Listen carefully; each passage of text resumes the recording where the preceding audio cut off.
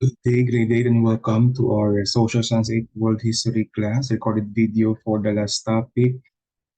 And so our last topic for the fourth quarter will be the global issues and problems. Okay, so for the learning targets, we will identify the different global issues and problems. Second, we will analyze the different global issues and problems. And third, I can outline programs that can help in achieving world unity and peace and progress. So when we talk about, let's proceed to the definition of global issue. So when we talk about global issue, it refers to a problem or challenge that impacts multiple countries or regions around the world. So any issue, problem faced by multiple countries or regions around the world, no? So we consider it as a global issue. So let's try to discuss what are the different global issues that we are facing right now. So let's start with first is global warming. So when we talk about global warming, it refers to a long-term warming of the planet's overall temperature, no? And brought also by human activities, no? Like, for example, we have factories, pollution, and other factors that contribute to the global warming. So, because of global warming, Earth's average temperature rise about 1 degree Celsius or 1.8 degrees Fahrenheit. So, what are the effects of global warming? So, it led to what are the one of the effects I mean is losing ice mass, or melting. So, the Arctic is warming 4 times faster than the rest of the planet. Also, especially within just um, in the present as well. So expected by 2100, polar bears could face starvation and reproductive failure brought by the impact of global warming. So if you know, um, most of the ice mass in Arctic and Antarctic would melt, it might lead to also the destruction of their habitat. Like for example, we have polar bears. And aside from another effect, no, of if all of the ice mass would melt, it might also lead to the rise in sea levels. Okay, so scientists predict that by 2050, sea levels could rise by as much as zero point 0.5 meters. And like, for example, Maldives. So by around 2050, Maldives might be uninhabitable due to the impact of the rising of sea levels, in which now, the cause of that one is the melting of ice mass in Arctic and Antarctic. Okay, aside from the melting of ice and the rise of sea level, global warming also brought severe storms, most especially the climate change. So the strongest typhoon in recorded history based on wind speed was Typhoon Haiyan. In the Philippines, we call it as Typhoon Yolanda, which um, made an impact, around November 2013. So recently, or most especially, these past few years, we experience a lot of super typhoon. So it's alarming, most especially with regards um, to us. Okay, and most especially is a call for us to uh, recover, and most especially to protect our environment and maintain also the most especially our ozone layers.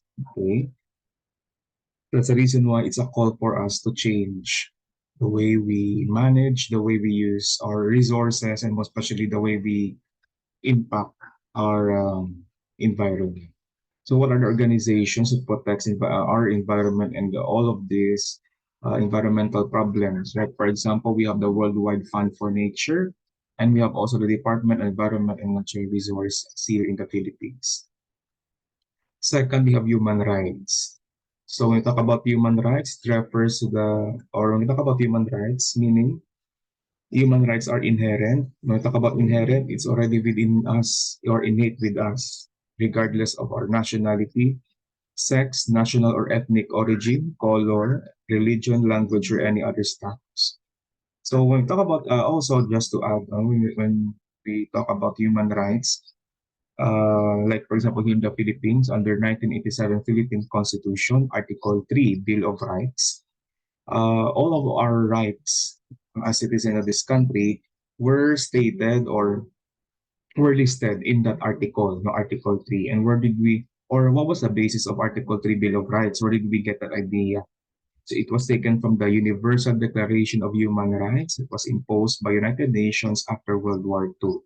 What are the offenses against human rights? Number one, we have extrajudicial killing, or EJK. So it refers to criminal suspects being killed without having received due process under the law, or meaning there is no trial.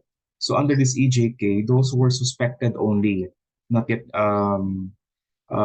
given a verdict or guilty, of these criminal offenses. So there were cases in which people were just right away being killed by someone without due process or without trial. So we call that one as extrajudicial killing, most especially those criminal suspects.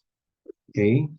When I talk about suspects, meaning suspect, meaning is not yet been declared that they are accused. So take, Another one, we have gender inequality. So when we talk about gender inequality, it refers to unequal treatment or perceptions of individuals based on their gender. So like for example, we have gender biases. Like for example, adolescent girls aged 10 to 14 are likely to spend excessive hours on household chores. So what does it imply? So based on our status, so we treat women, more especially girls, to work only in households. Unlike with men, they can work or they can participate in the the economy or more especially the nation building. Next, 24% of adolescent girls aged 15 to 19 are not in education. So what does it imply as well? So meaning there are adolescent girls who age 15, 19 doesn't have any access to formal education, unlike with boys or males. Okay. Another one in every 20 adolescent girls aged 15 to 19, around 13 million who were suffered by a sexual abuse, and this is very alarming. No, 13 million is no joke. Okay, last, around 1 in 3 girls aged 15 to 19 today have undergone female genital mutilation, or FGM. So when we talk about female genital mutilation, it refers to a surgery in which the clitoris or some parts of sexual organs, or some parts of the sexual organ of female, there are cases that they remove the clitoris, or they just um, half only, or not just uh, not too severe. Okay, so there were cases in which they stitch, most especially the clitoris part or some parts of the female genitalia, in which it is against the right, most especially the right to freedom, the right to choose, the right to decide for someone's, or most especially for girls or females' body to decide on their own. So that's the reason why we consider it as a gender inequality. Organizations that promotes or protects our human rights, you have the Amnesty International and also Commission on Human Rights. Third, we have terrorism. So when we talk about terrorism, it refers to a threat or use of violence to intimidate or coerce in pursuit of political or ideological goals. So what are the different forms of terrorism? So we have bombing, armed assaults, hijacking, and hostage taking. Like for example, we have here Abu Sayyaf, kidnapped these Canadian tourists in 2015. So that one floor from the left, together with her boyfriend Robert Hall at that center, and we have John Ridsdale, were taken hostage by Filipino militants in 2015, most especially Abu Sayyaf. And we have also the Al Qaeda terrorist group who attacked the World Trade Center on September 11, 2001, during the time of President George W. Bush. And also we have organizations that protects us from terrorism, the Armed Forces of the Philippines, or AFP, and we have also the UNC-10, United Nations Counter-Terrorism Committee Executive. And last, we have territorial dispute. When we talk about territorial dispute, it refers to a disagreement between two or more nations over control or ownership of a specific geographic area or territory.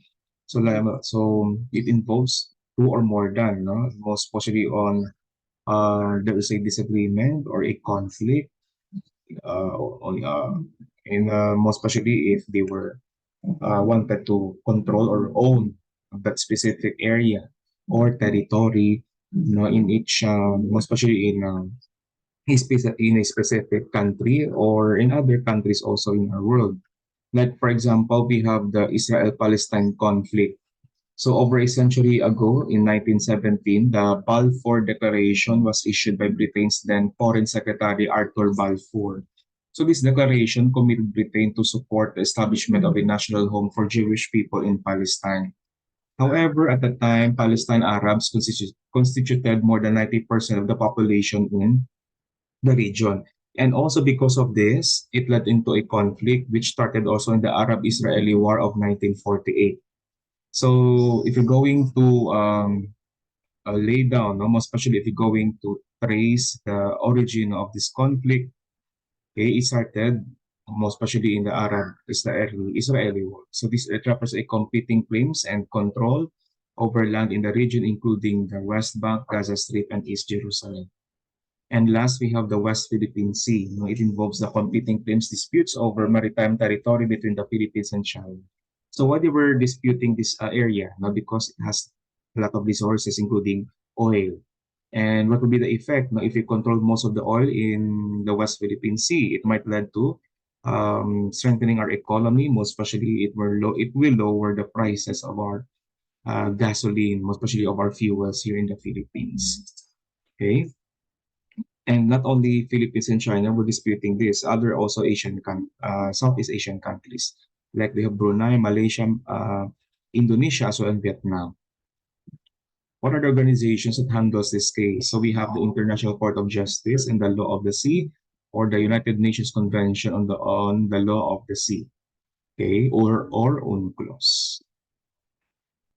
Okay, so that's it for the global issues and problems. So if you have questions, feel free to message me through Messenger. Study well, most especially for the upcoming fourth quarter exam. Okay, for social science, first day, 10 to 11 a.m. Coverage of exam was posted already in your Canvas announcements in Social Science 8 course card, and we posted also in your GC. Thank you, everyone. Live Jesus in our hearts, friend. In the name of the Father, the Son, and the Holy Spirit.